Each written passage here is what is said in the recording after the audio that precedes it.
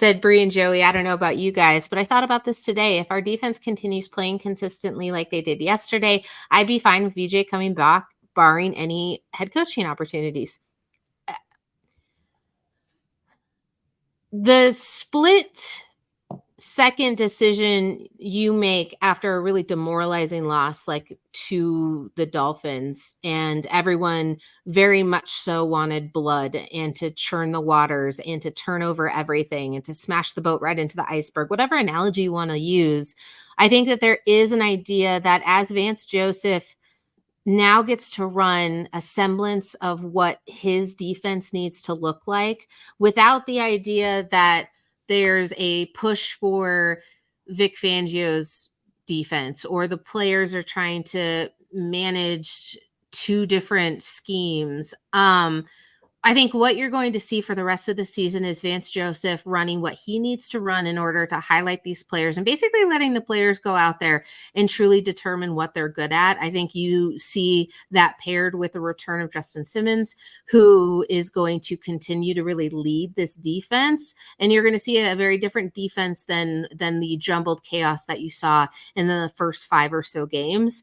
If that continues, I think there's a conversation, and I think that it ultimately would be a decision of whether or not everyone agrees that's the best decision for this team, and I don't know what that is. I'm not mad at Vance Joseph right now, and I think trying to pin what had happened the first couple of games solely on him is misguided, but I also think that there's different options for what this team is going to be looking for, specifically when it comes to what talent is on that roster on the defensive side of the ball.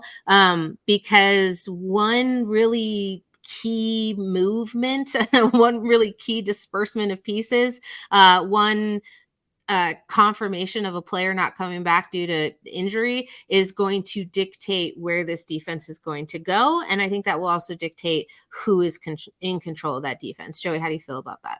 Yeah. So to answer, Bree, I thought you made some really great points there. To answer that question, I would say this. I would say if it were to stay consistent for the last weeks of the season, I would probably say the same. Now, here's something to think about.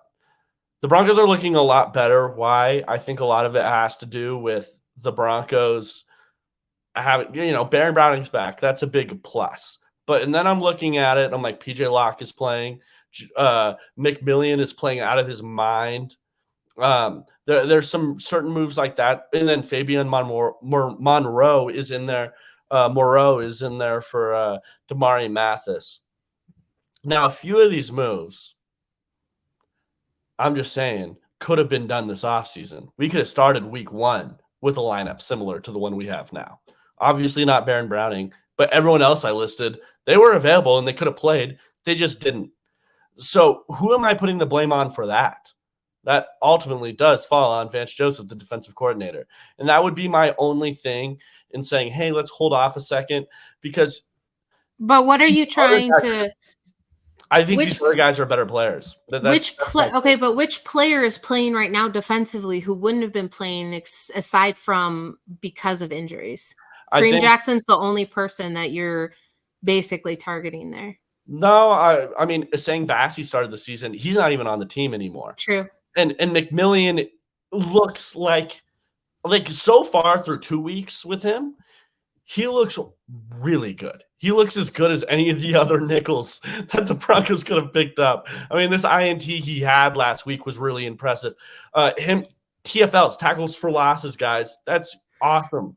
He's doing stuff like that. Or Moreau. He could have started over Damari Mathis at the beginning of the year. I understand. Damari Mathis is a young player. He had a good season last year. But Moreau, he was still on the team.